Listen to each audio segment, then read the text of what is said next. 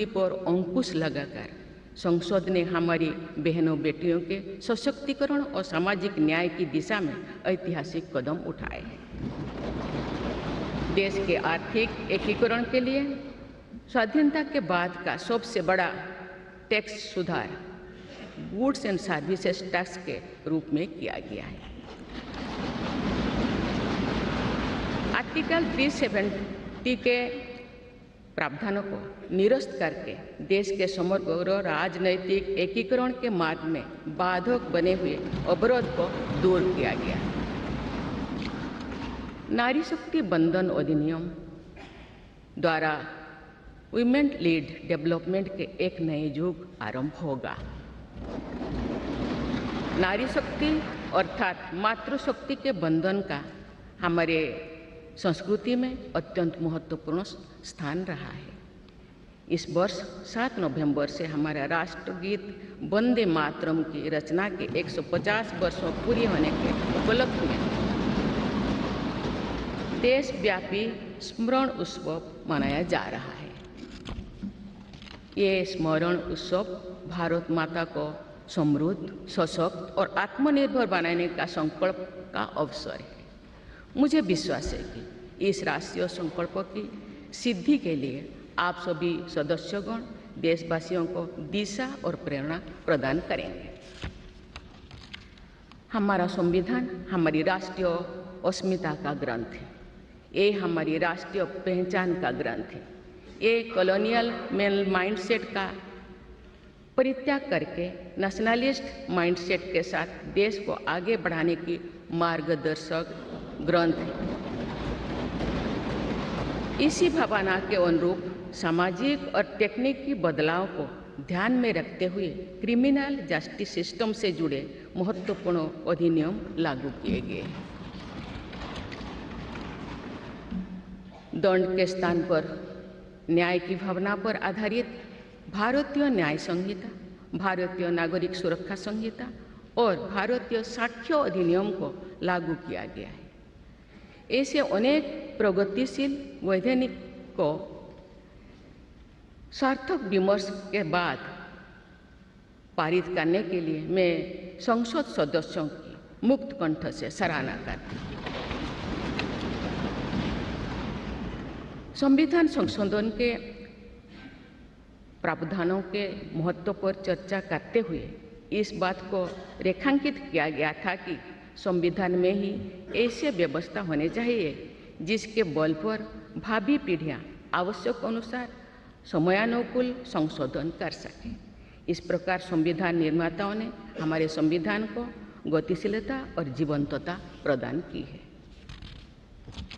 माननीय सांसदगण, हमारे संविधान निर्माताओं ने भारत के लोकतंत्र को संवैधानिक आधार प्रदान करने के साथ साथ हमारी राष्ट्रीय एकता का ताना बाना भी बुना।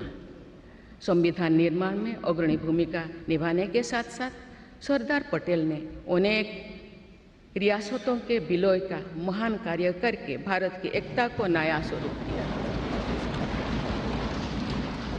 इस वर्ष सरदार पटेल की 150वीं जयंती देशवासियों ने मनाई।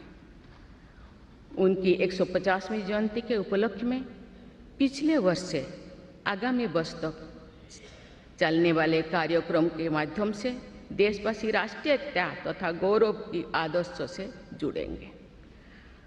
हमारी संसद हमारे राष्ट्र का प्रतिबिंब है। लौह पुरुष सरदार वल्लभ भाई पटेल के आदर्शों को प्रसारित करने तथा कार्यरूप देने में आप सबका योगदान महत्वपूर्ण है। जौन अभिव्यक्ति को परिलक्षित करने वाली हमारे संसदीय प्रणाली विभिन्न आयामों पर और अधिक मजबूत होती गई है। वयस्क मताधिकार का प्रावधान करके हमारे संविधान द्वारा जनता के विवेक पर जो आस्था व्यक्त की गई है, उसकी सफलता की विश्व के अन्य अनेक देशों में सराहना की जाती है।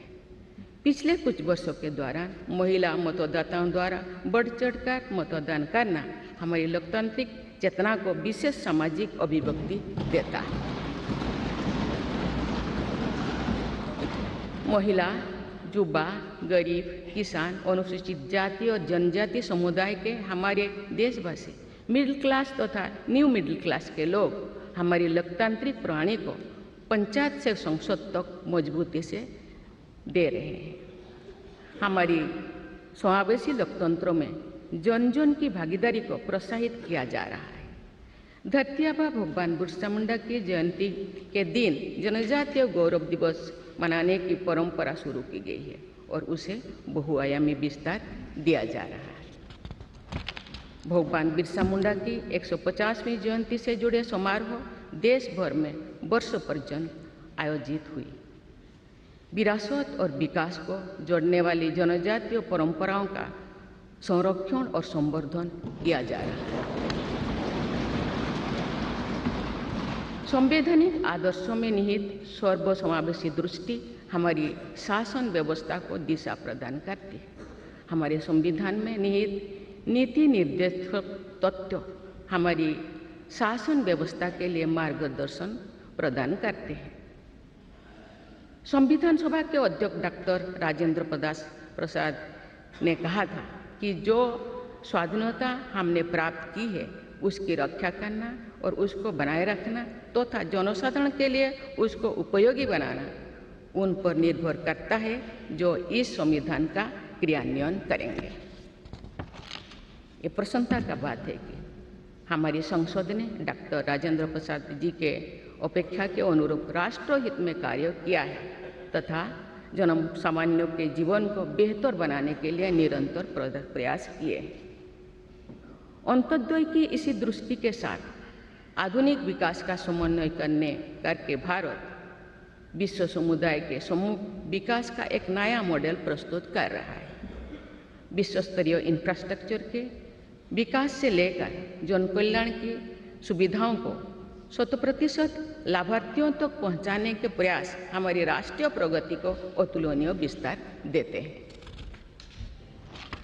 संवैधानिक व्यवस्था के अनुसार आगे बढ़ते हुए हमारे देश की कार्यपालिका, विधायिका और न्यायपालिका ने देश के विकास और देशवासियों के जीवन को संबल प्रदान किया है। संसद के दोनों सदनों के सदस्यों ने हमारे देश को आगे बढ़ाने के साथ साथ गहन राजनीतिक चिंतन की स्वस्थ परंपरा विकसित की है।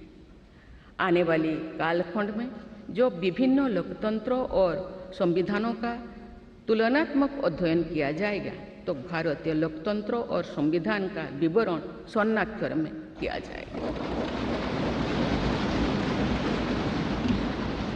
आप सभी सदस्यगण हमारे संविधान और लोकतंत्र की इस गौरवशाली परंपरा के संभावक भी है, निर्माता भी है और साक्षी भी है। मुझे विश्वास है कि हमारी संसद के दिशा निर्देश में भारत को विकसित राष्ट्र बनाने के संकल्प को अवश्य सिद्ध किया जाएगा। इसी दृढ़ विश्वास के साथ मैं सभी माननीय सदस्यों को संविधान दिवस की पुनः बधाई देती हूँ और सभी देशवासियों की स्वर्णिम भविष्य की कामना करती हूँ। धन्यवाद। जय हिंद, जय भारत।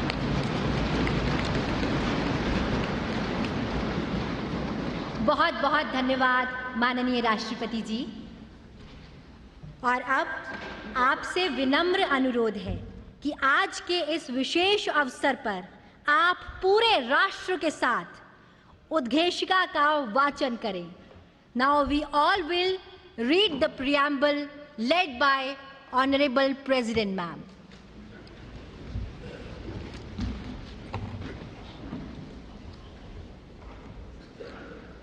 हम भारत के लोग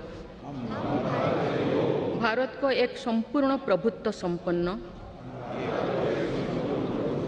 सामाजिक पंथनिरपेक्ष लोकतंत्रात्मक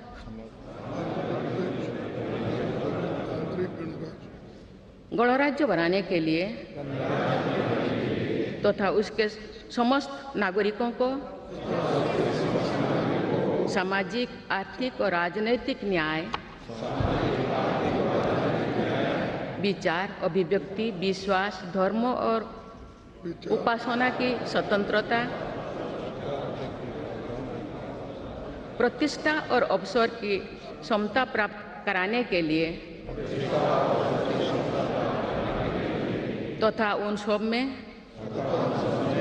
व्यक्ति की गरिमा और राष्ट्र की एकता और अखंडता सुनिश्चित करने वाली बंधुता बढ़ाने के लिए दृढ़ संकल्प होकर अपनी इस संविधान सभा में आज तारीख 26 नवंबर 1949 ईस्वी को एतद द्वारा इस संविधान को अंगीकृत, अधिनियमित और आत्मार्पित करते हैं।